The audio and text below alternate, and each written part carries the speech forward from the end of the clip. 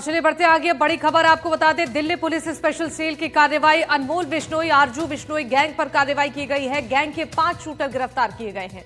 चंडीगढ़, पंजाब और हरियाणा में 3 हत्याकांड में ये शामिल थे। चंडीगढ़ में गोल्डी बराड़ गैंग से जुड़े इंद्रप्रीत पैरी की हत्या, अमृतसर में लायन बार रेस्टोरेंट के मालिक आशु महाजन की हत्या, पंचकुला में कबड्डी प्लेयर सोनू नाल्टा की हत्या। सभी आरोपी पंजाब, हरियाणा और चंडीगढ़ में वांटेड हैं। मुकेश हमारे सहयोगी इस खबर पर जानकारी देने के लिए दिल्ली से फोन लाइन पर जुड़ चुके हैं। मुकेश, दिल्ली पुलिस की स्पेशल सेल की ये बड़ी कार्रवाई, इस पूरी कार्रवाई को लेकर ताजा अपडेट आपके पास क्या है, विस्तार से जानकारी दीजिएगा। देखिए, दिल्ली पुलिस स्पेशल सेल की एक बड़ी कामयाबी है।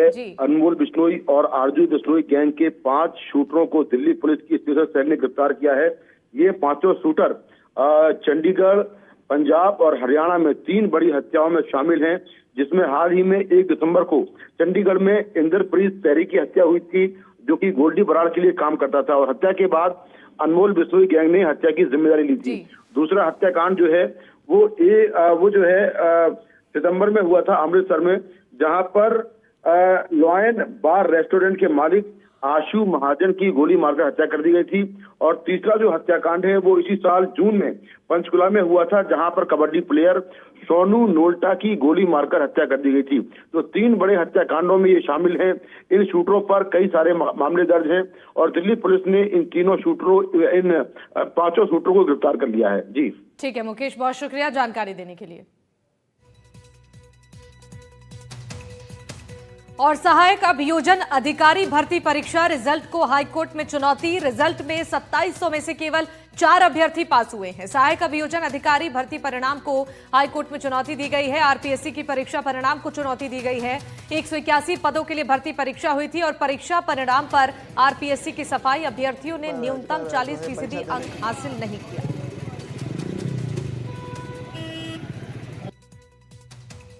बड़ी खबर आपको बता रहे हैं, सहायक अभियोजन अधिकारी भर्ती परीक्षा रिजल्ट को हाईकोर्ट में चुनौती दी गई है। रिजल्ट में 2700 में से केवल 4 अभ्यर्थी पास हुए हैं और सहायक अभियोजन अधिकारी भर्ती परिणाम को हाईकोर्ट में चुनौती मिली है। आरपीएससी की परीक्षा परिणाम को चुनौती दी गई है। दरअसल 181 पदों के लिए भर्ती परीक्षा हुई थी और परीक्षा परिणाम पर आरपीएससी की ओर से भी सफाई दी गई है, जहां अभ्यर्थियों ने न्यूनतम 40% अंक हासिल नहीं किया है।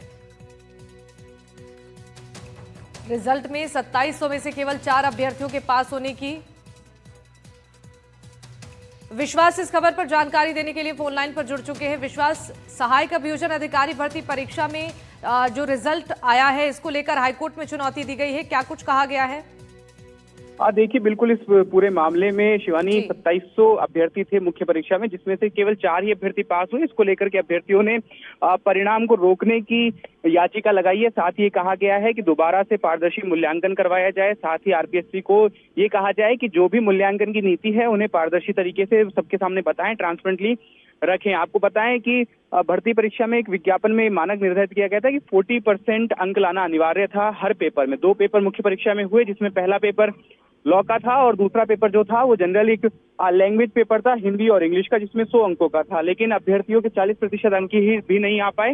इसको लेकर के केवल 4 ही अभ्यर्थी इसमें पास हो पाए। लेकिन अब याचिकाकर्ताओं ने आरोप लगाया है कि इसमें परीक्षा परिणाम को मनमाने तरीके से, अव्यवहारिक तरीके से और संविधान के मूल अधिकारों का उल्लंघन बताया है और इसमें न्यायिक हस्तक्षेप की मांग जो है हाईकोर्ट में अभ्यर्थियों की ओर से की गई है। अब देखना ये होगा कि कब इसको हाईकोर्ट सुनता है और उसके बाद में क्या कुछ बहस के बाद में क्या जजमेंट इस पूरे मामले में आ पाता है।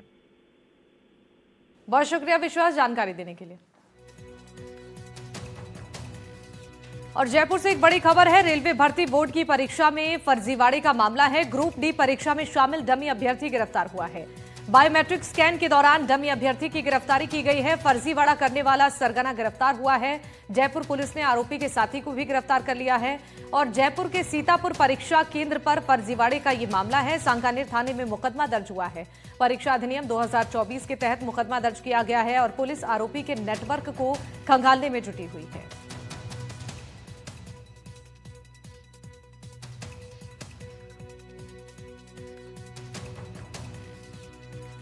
अब जयपुर से एक और बड़ी खबर है। बीजेपी कार्यालय का घेराव करेगी कांग्रेस पार्टी और पुलिस ने बीजेपी कार्यालय की सुरक्षा बढ़ा दी है। ईडी कार्रवाई के खिलाफ कांग्रेस का प्रदर्शन होगा। दोपहर 2 बजे कांग्रेस कार्यालय पर इकट्ठा होंगे पार्टी के नेता। पैदल कूच करते हुए बीजेपी कार्यालय की तरफ बढ़ेंगे।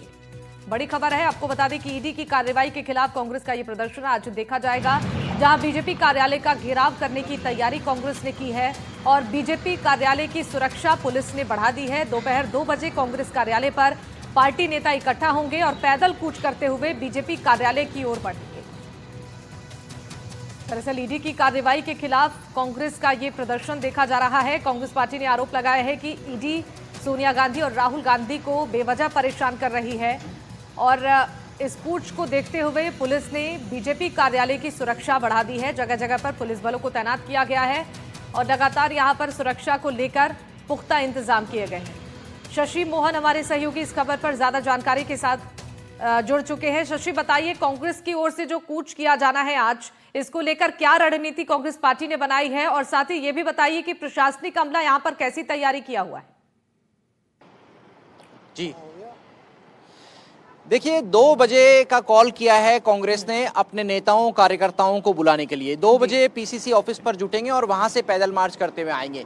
लेकिन वो तस्वीर भी हम आपको थोड़ी देर में दिखाएंगे क्योंकि अभी 2 बजने में समय है। लेकिन उससे पहले बीजेपी कार्यालय पर पुलिस के इंतजाम देखिए। यहाँ आप देख रहे हैं, यहाँ पुलिस के जवान और अधिकारी बैठे हैं। इधर आपको पुलिस के लोग दिख रहे हैं और इधर एसटीएफ की एक गाड़ी आपको दिखाई देगी और एसटीएफ के कुछ जवान भी कैमरा पर्सन निर्मल आपको दिखा पाएंगे। एसटीएफ के जवान अलग अलग जगह दूर से भी नजर रखे हुए हैं और जैसे समय आएगा तो वो इस बीजेपी कार्यालय के मुख्य दरवाजे के पास में भी आ जाएंगे। लेकिन जो हमारी बात हुई पुलिस के अधिकारियों से, उनकी कोशिश है कि कांग्रेस के कार्यकर्ताओं को पहले ही रोक लिया जाएगा। जो कमिश्नरेट का चौराहा है उससे भी पहले संभवतः जालूपुरा के चौराहे पर रोकने की कोशिश होगी, जिससे कि रोडवेज का जो वनस्थली मार्ग से ट्रैफिक निकलता है वो भी बाधित नहीं हो, जो गवर्नमेंट हॉस्टल चौराहे के ऊपर ट्रैफिक चलता है वो भी बाधित नहीं हो। हमारे साथ में राजेंद्र सिंह जी हैं, बीजेपी के नेता, उनसे बातचीत करते हैं। कैमरा पर्सन निर्मल आपको एक बार और बैरिकेड की तस्वीर दिखाएंगे। इस बीच ये देखिए और पुलिस की गाड़ियों में बैरिकेड लाए जा रहे हैं, जिससे अगर कुछ कार्यकर्ता दूसरे रास्तों से यहाँ तक पहुँच जाएं तो उनको भी रोका जा सके। राजेंद्र जी, कांग्रेस ने घेराव का ऐलान किया है नेशनल हेराल्ड मामले में। जो ईडी ने चार्जशीट पेश की, कोर्ट ने उसका कॉग्निजेंस नहीं लिया और कांग्रेस ये आरोप लगा रही है कि बीजेपी संवैधानिक संस्थाओं का दुरुपयोग कर रही है और ये सत्ताधारी पार्टी अपना प्रभाव का इस्तेमाल करके ये सब काम कर रही है। ऐसा है, कांग्रेस की संवैधानिक संस्थाओं के ऊपर आरोप लगाने की एक आदत सी को हो गई है। वो कोई भी अगर समस्या आती है तो सीधे सीधे संवैधानिक संस्थाओं को, देश की सेना को, देश की पुलिस को, रक्षा संस्थानों को, इनको किसी को भी नहीं छोड़ती है। वो सब के ऊपर सीधे आरोप लगाती है। जबकि आप ये देखिए कि इस प्रकरण के अंदर है वो ईडी एक संवैधानिक संस्था है। वो उन्होंने अपने हिसाब से जो भी कोई इन्वेस्टिगेशन है वो की है, जांच की है और जांच करने के बाद एक कोर्ट के अंदर चार्जशीट भी पेश की है। अब एक न्यायिक प्रक्रिया है, इसमें किसी भी प्रकार की कोई कमजोरी किसी संस्था की तरफ से रह सकती है तो वो उसकी अपील करने को उन्होंने कहा, ईडी ने कहा हम अपील करेंगे प्रकरण की। और जुडिशियल कोर्टों का जो कोई निर्णय है वो सबको मान्य है, सबको मानना भी पड़ेगा। अब उसमें ईडी का भी अधिकार है कि वो उसकी अपील करे, तो अपील करेगी उसमें। नहीं, लेकिन क्या आपको क्या लगता है कि क्या वाकई आपकी पार्टी, केंद्र में बैठे लोग कोई इन्फ्लुएंस कर रहे हैं या इस मामले में कोई टेक्निकल चूक रही? आखिर क्या रहा, कोर्ट ने कॉग्निजेंस क्यों नहीं? ऐसा देखो, राजनीतिक दल हैं वो एक दूसरे पर आरोप लगाएंगे, ये एक स्वाभाविक प्रक्रिया है। अब कोई भी राजनीतिक दल है वो जो सत्ता में बैठा हो वो कभी भी संवैधानिक संस्थाओं के ऊपर किस प्रकार से इस प्रकार का दबाव क्यों बनाएगा? ये तो स्वतंत्र निकाय हैं, सारे के सारे स्वतंत्र संस्थाएं हैं, वो अपने हिसाब से इन्वेस्टिगेशन करती है, अपने हिसाब से जांच करती है। तो ये आरोप निराधार है, बेबुनियाद है और कांग्रेस की बौखलाहट है। और इस समय पहले भी एक बार घेराव हुआ है, भाजयुमो के कार्यकर्ता कांग्रेस ऑफिस का घेराव करने गए, यूथ कांग्रेस के कार्यकर्ताओं ने बीजेपी का घेराव किया, तो ये क्या नया चलन हो गया प्रदेश? नहीं, ये दरअसल में ये इस तरह की परंपराएं उचित नहीं है। राजनीतिक दलों को ये सोचना चाहिए कि जो भी संस्थाओं के निर्णय आते हैं उनको लेकर अगर हम राजनीतिक संस्थाओं पे, राजनीतिक कार्यालयों पर, राजनीतिक लोगों के घरों पर जाकर अगर इस तरह की कोई प्रदर्शन की या विरोध की कार्रवाई करते हैं वो उचित नहीं है, वो एक सही प्लेटफार्म नहीं है।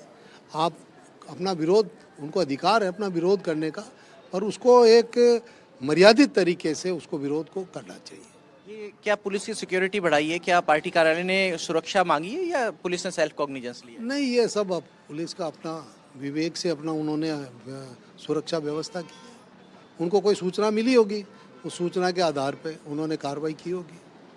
तो ये है राजेंद्र सिंह शेखावत जो बीजेपी के बुद्धिजीवी प्रकोष्ठ का कामकाज देखते हैं, लेकिन जी कांग्रेस अपनी तरफ से अपना गुस्सा जाहिर करने के लिए, अपना आक्रोश जताने के लिए आज बीजेपी कार्यालय पर प्रदर्शन करने जा रही है। तकरीबन 3 घंटे बाद ये प्रदर्शन के लिए कांग्रेस के कार्यकर्ता पीसीसी ऑफिस पर जुटने लगेंगे, वहां से पैदल मार्च करेंगे। लेकिन जो पुलिस की तैयारी है वो ये है कि जालूपुरा चौराहे पर कांग्रेस के कार्यकर्ताओं को रोक लिया जाए, जिससे ट्रैफिक भी डिस्टर्ब नहीं हो और बीजेपी के ऑफिस तक वो ना पहुंच सके। ठीक है शशि, आप नजर बनाकर रखिएगा, आपसे आगे भी अपडेट लेंगे। बहरहाल बहुत शुक्रिया जानकारी देने के लिए। और उप मुख्यमंत्री दिया कुमारी 1 दिवसीय दौरे पर जोधपुर पहुंची। इस दौरान मीडिया से बातचीत करते हुए